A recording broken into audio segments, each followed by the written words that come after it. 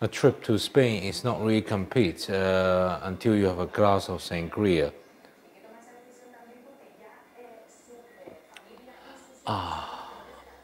Very nice.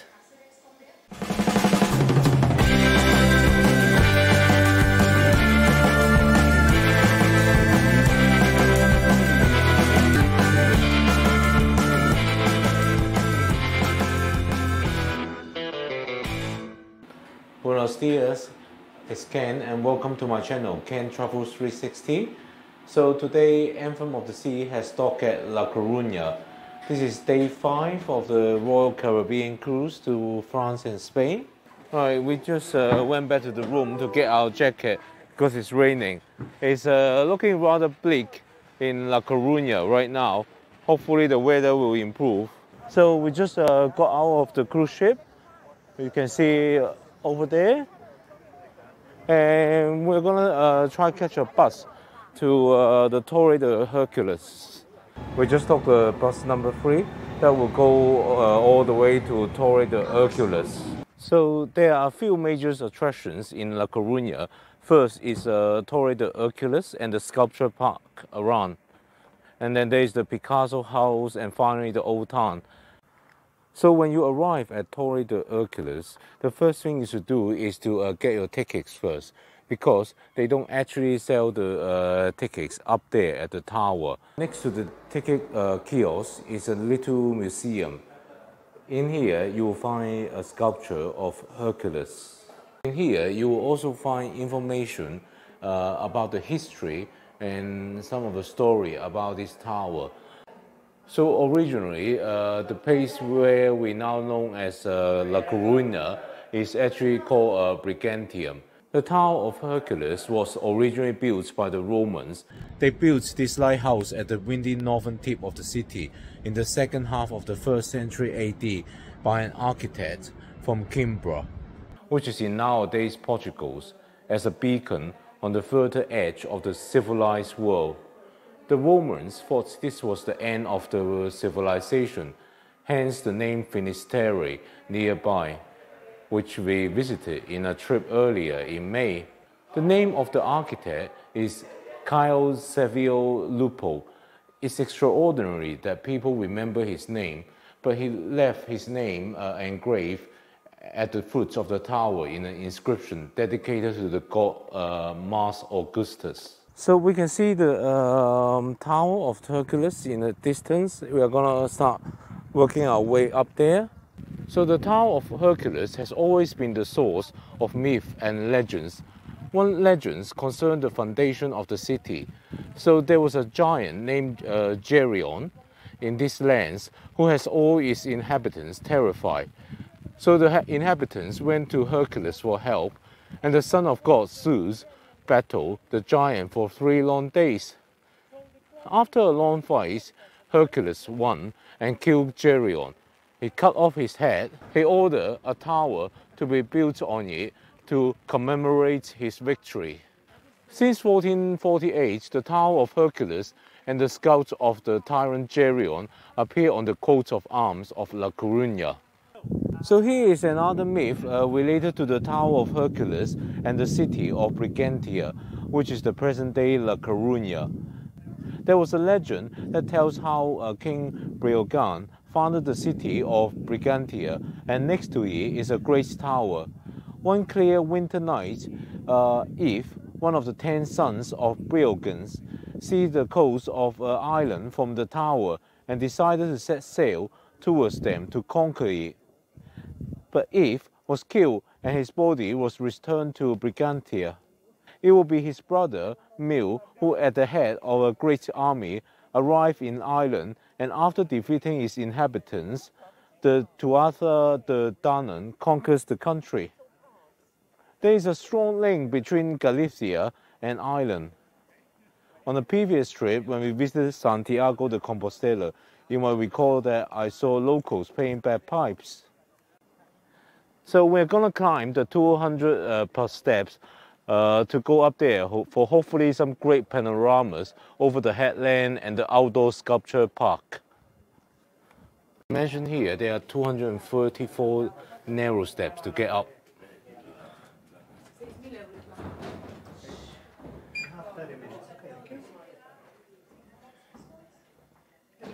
So right now I'm inside the Torre de Hercules.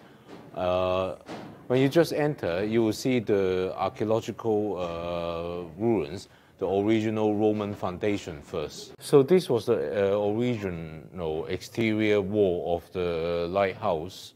Outside, the tower has been reconstructed around 18th century.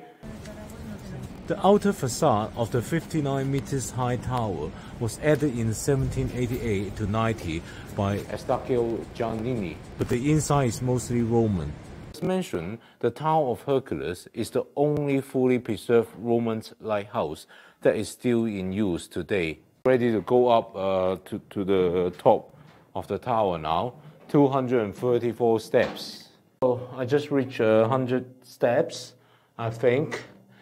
Still another 134 to go. 7, 8, 9. I got to the top. So guys, we reached the top of Torre de Hercules. It's a little bleak today. It has been raining a lot, but luckily it has just stopped. I'm hopeful that the sun might appear, but that might be a bit too optimistic. Just gonna show you around at the top. In front of us is the Rose Compass, which is 25 meters in diameter, and it represents the harmony of the 7 Celtic nations. So on top of Hercules Tower, you can get a good view, not only just the sculpture park down there, but pretty much the whole city. Oh look, I just spotted Anthem of the Seas in the distance. See if I can zoom in. The Tower of Hercules is twinned with a Statue of Liberty since 9th September 2008. There was a link between A Coruña with the United States. It was important in the logistics supply to the colonies during the War of Independence. So I'm walking down in heavy rain to see this Rose Compass now. Okay, as you can see, I'm now in the Rose Compass. This Rose Compass represents the harmony of the original 7 Celtic nations. Let's see which these 7 nations are. The first one is Eire, represented by the clover, which, well, this surely is Ireland. Next up, we have Alba. As you all know, Alba means Scotland, and it's represented by a plant. At first, I thought it looks like a pineapple, but apparently it's thistle. Next up, moving on, we have the Isle of Man, Manning. It's represented by these 3 legs joined together symbol. It's always been like that, I don't know why.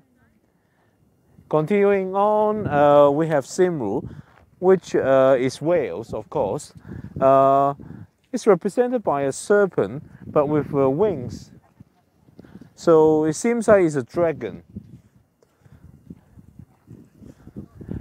Let's continue clockwise. This one is Cornwall. Kernel somehow is related to Cornwall. The symbol there, I have no idea what it is, but apparently it's Cornwall. Next, we have Brittany, which is the northwestern part of France. It has a very interesting black diamond symbol. And then we move on, there is Galicia, which is represented by the seashell symbol. We have seen that a lot in our previous trip to Santiago de Compostela. If you haven't seen this video yet, click the link above, I think maybe up here, to see that video.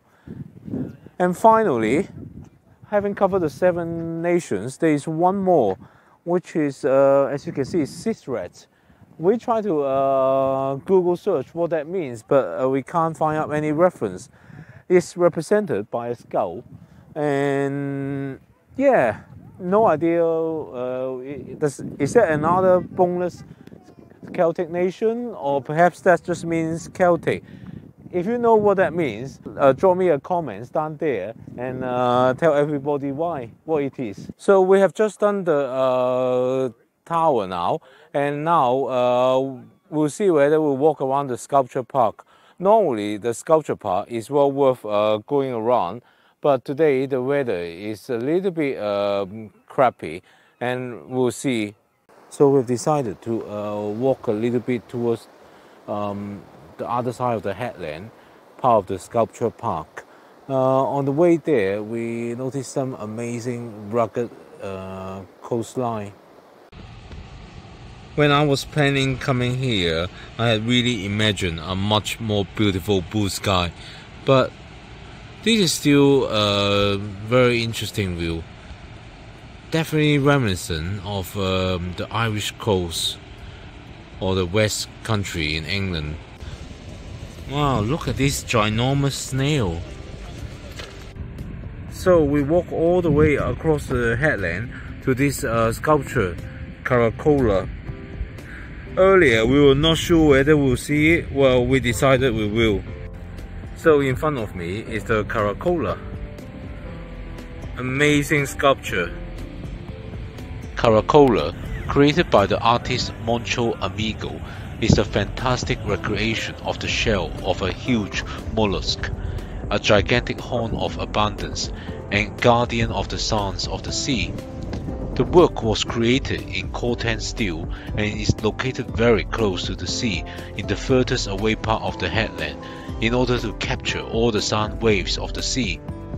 Apparently, the sculpture actually turns and moves with the wind, although we didn't see that happening at the time.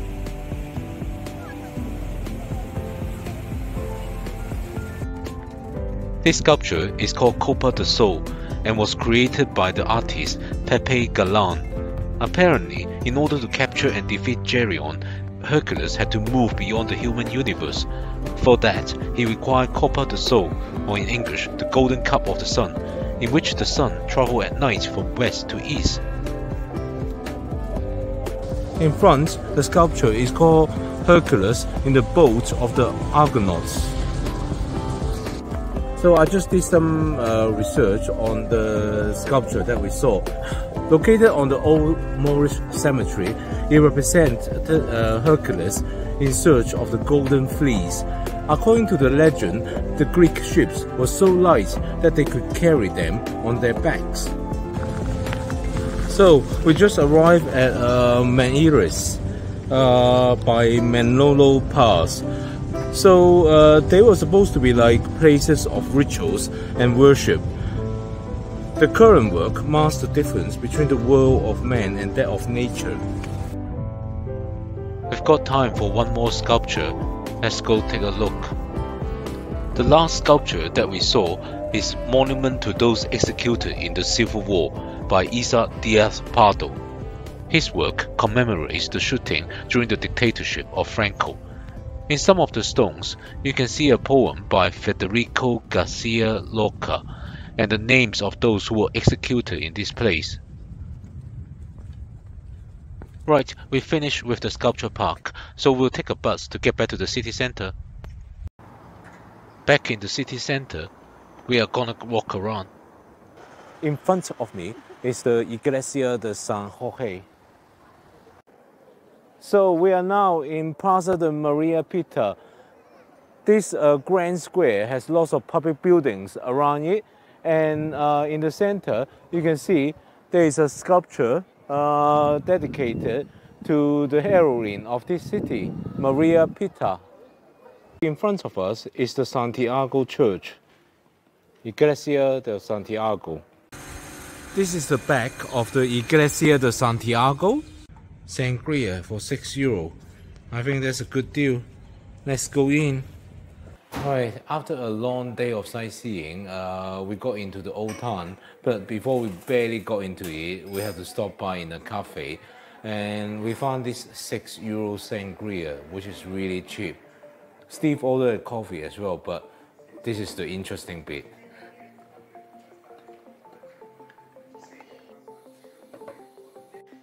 A trip to Spain is not really complete until you have a glass of sangria.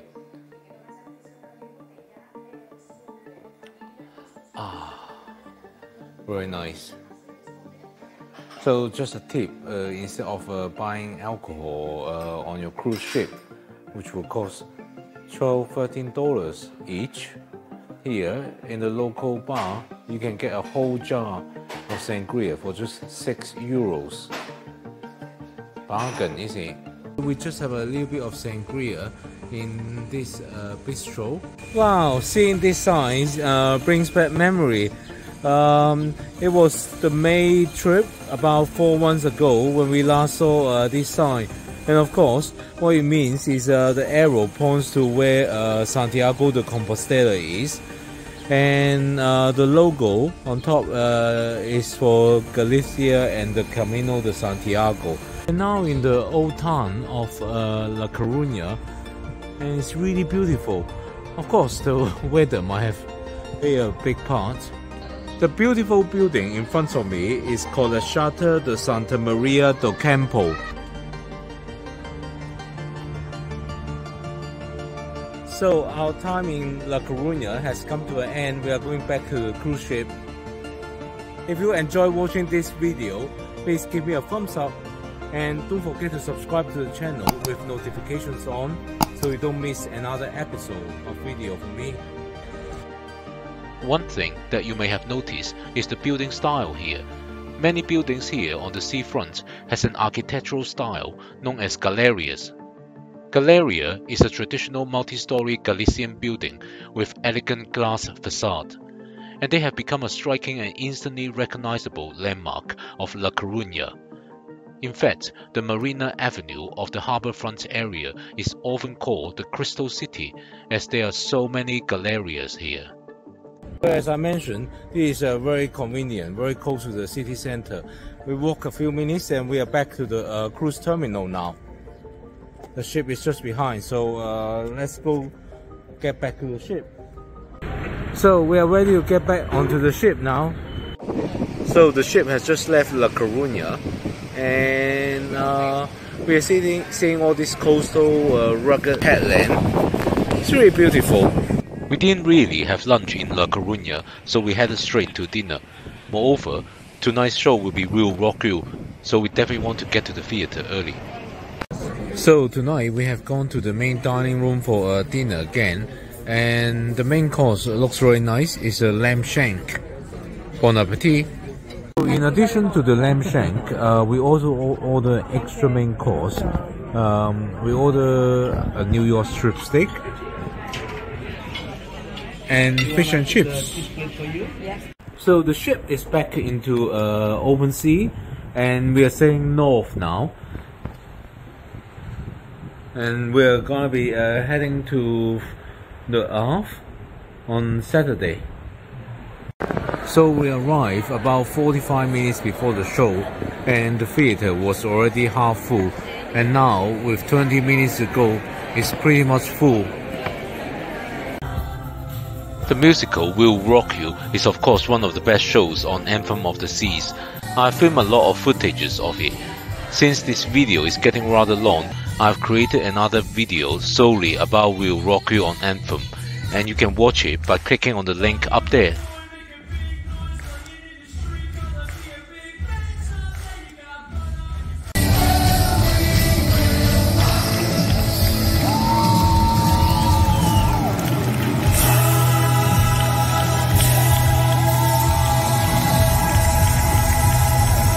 Thank you for watching this video.